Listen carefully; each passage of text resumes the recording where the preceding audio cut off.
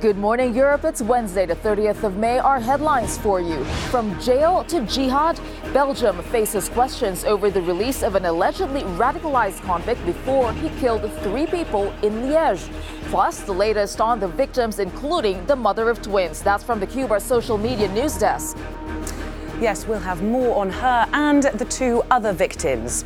And I'll be breaking down how these events unfolded on social media. On the brink, Italy's political drama spooks Europe and markets amid fears of a snap election.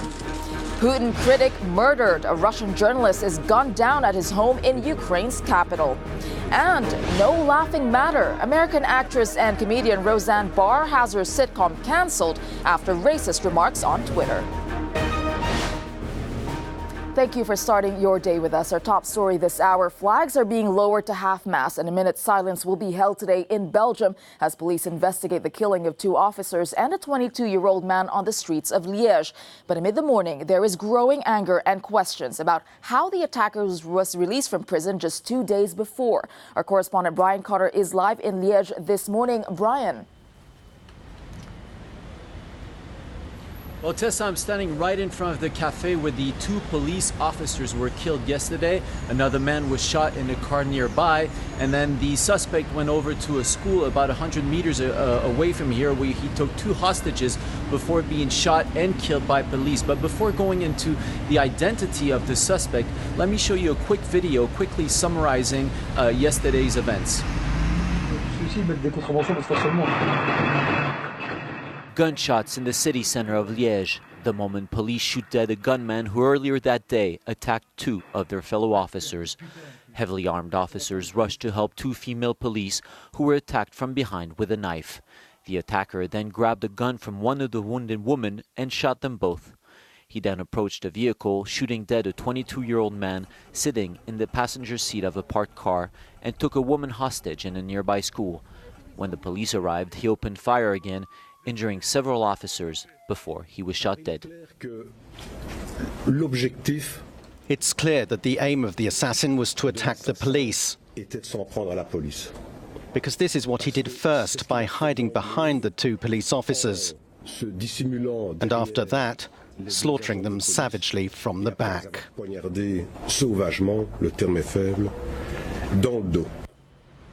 Brian, what do we know so far about the investigation? Well, what we do know is that the suspect is 36-year-old Benjamin Herman, a man originally from Rochefort, which is a town here in southern Belgium. He was convicted multiple times for different crimes like robbery and drug trafficking. He's been described as an extremely violent and unstable individual, and as he was due for release in 2020 after serving his sentence. And as part of his reintegration process into society, he was allowed on these short-term leaves. Now, he had been on several short-term leaves, but yesterday was obviously the first during which he committed a crime. What we do know as well is that he apparently was radicalized while in prison, while being in contact with other radicalized individual, and he apparently converted to Islam last year.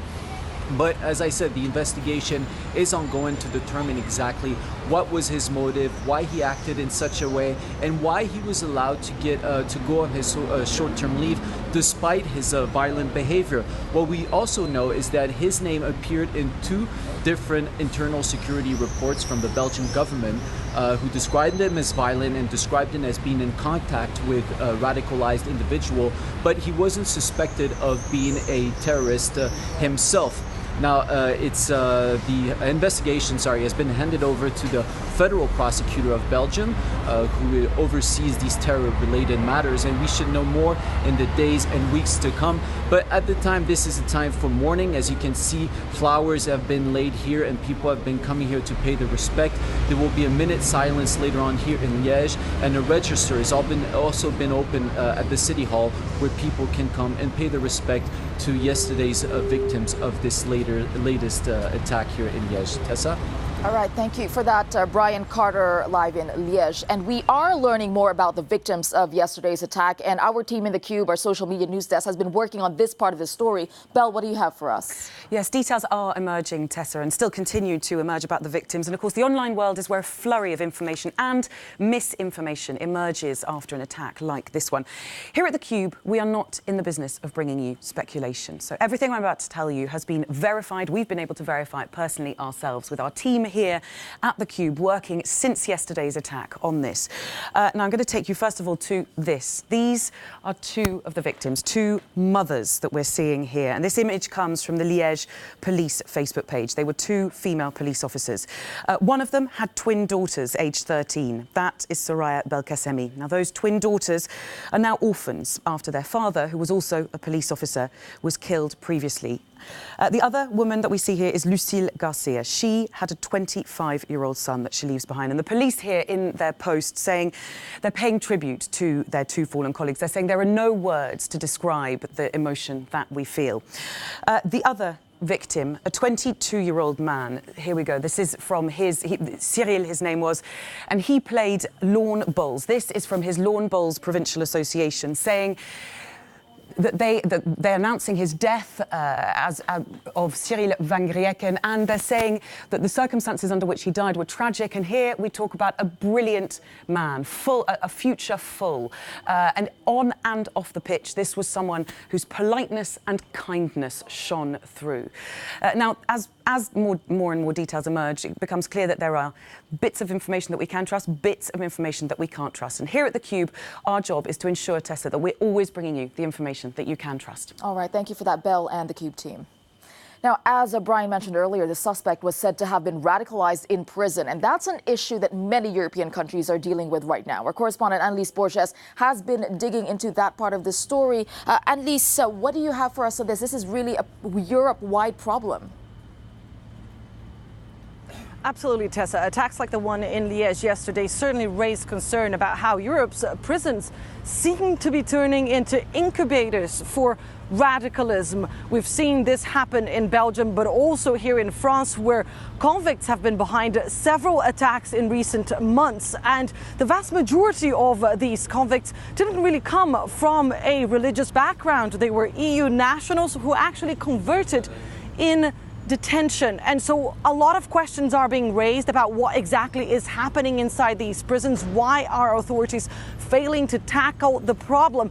Here in France, authorities have come up with a plan. France that has more than 500 people serving time for terrorism-related offences and another 1,100 people who have been flagged as having been radicalized. Well, France is coming up with this plan of isolating these prisoners, of creating separate cells, separate wings inside prisons to house these people. But of course, eventually they will come out of prisons. And so the question is, what happens then? EU officials are scrambling to put together a plan that involves prisons, but also schools, social workers, and even the sports world, Tessa, to try and fight radicalization on a national and European level. All right, thank you for that, Annelise Borges reporting there. Now to Italy, where voters could be headed back to the polls in a matter of weeks. This as a political crisis continues to escalate and spreads fear beyond its borders. The latest Prime Minister designate, Carlo Cottarelli, did not unveil his new cabinet on Tuesday as planned. That's officially been postponed to today. But there are doubts as to whether he's secured support from major parties for even a stopgap government. Meanwhile, financial markets are tumbling and Italy's borrowing costs are soaring. NBC's correspondent Claudio Lavanga is in Rome following all the twists and turns. Claudio, this is really turning out to become a thriller. What do you have for us today?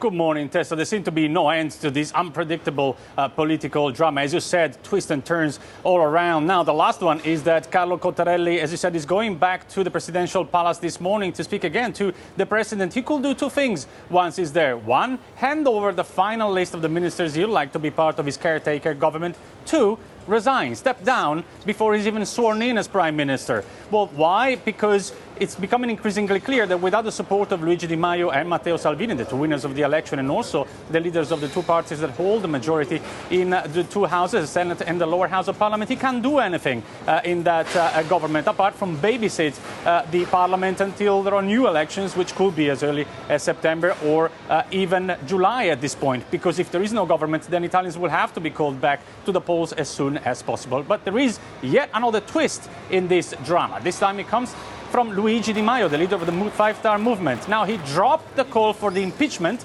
for the president, Mattarella, and he said he's now ready to talk again about it, and is open to a reasonable solution to this crisis. That means that he's back into wanting to go into the government with the League. But for that, he needs the blessing of the president, but also the blessing of his partner, in this case, Matteo Salvini, who may be more keen to go to new elections because his party, the League, since the elections 2 months ago, has shot up by 10 points and now is at 27%. And he may see the opportunity here if he runs again with the center-right coalition to just go it alone and rule Italy all by himself, Tessa.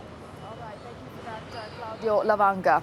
Now, the unfolding political crisis has spooked markets and put the EU on alert. And for more on this, I'm joined by Euronews correspondent Alastair Sanford. Alastair, I just want to take a look at the damage that came from, what's been happening since yesterday. So you have the euro that fell to its lowest level against the dollar since July 2017. Italy's borrowing cost, the yield on 10-year bonds, it breached 3% in trading. That's the highest level in 4 years. And the Moody's ratings agency put Italy's credit rating on review for a possible downgrade. So, Alastair, clearly a lot of fear out there. Can you put that in context for me? How worried should Europe be?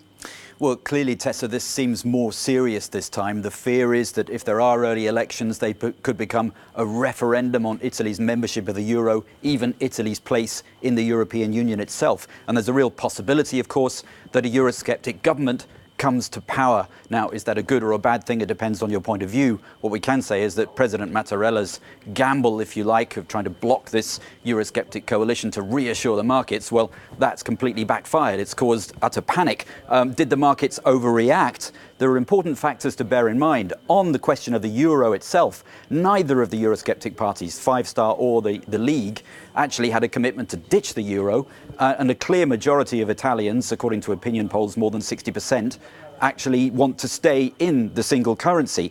However, it's the Eurosceptic programmes that are causing shudders around the markets as well. If a government comes to power and blows EU fiscal rules out of the water, that's going to cause even more panic. The fears are there'll be a Greek scenario, and we know that Italy is sort of said to be too big to fail and that a bailout would be impossible. We're going to see enormous pressure from Paris, from Berlin, from Brussels, from all the financial and EU institutions for Italy to do the right thing, to keep existing fiscal policy on the euro. The danger for the EU establishment is that that becomes on a collision course with the big political question of who rules Italy. And we saw that surge yesterday when there was panic in EU circles in Brussels. One commissioner said that Italians should be warned by what's happening in the markets, and that prompted Jean-Claude Juncker to say, no, Italy's not ruled by financial markets, it governs itself. A lot's going to depend on how the Eurosceptic parties respond to this, what's in their political interests, and how will Italians themselves react to all this turbulence. Europe is keeping a close eye on this. Thank you for that, Alastair Sanford. Now, a Russian journalist has been shot dead in his home in Ukraine. Arkady Babchenko, who was a vocal Kremlin critic, had moved to Ukraine last year to get away from what he described as death threats. Nick Wells has the story. Arkady Babchenko knew he was a marked man. The prominent Russian journalist and Kremlin critic had fled to Ukraine following death threats over articles he'd written. Ukrainian lawmaker Anton Gerashenko wrote on Facebook that Babchenko went out to buy some bread and that the killer was waiting for him when he returned to his flat. He was reportedly shot several times in the back. His wife found him covered in blood and he died on his way to hospital. Kiev's police chief was asked about possible motives. Considering his profile and job, we must consider this murder may have been related to his professional activities. Although once the crime scene examination and interrogation of witnesses is complete, there might be other explanations. Babchenko had been denounced by pro-government politicians in Russia over comments on social media about Russia's involvement in Syria and eastern Ukraine. There have been a number of killings of high-profile journalists and politicians in Ukraine. Most of them were vociferous critics of the Kremlin. Nick Walls reporting there. And still to come for you on Good Morning Europe, a new apology from American comedian Roseanne after an offensive tweet that's led to the abrupt cancellation of her new show. And over in the Cube. Terror in Belgium. We are going to break down how that attack unfolded minute by minute on social media. But first, here's your weather.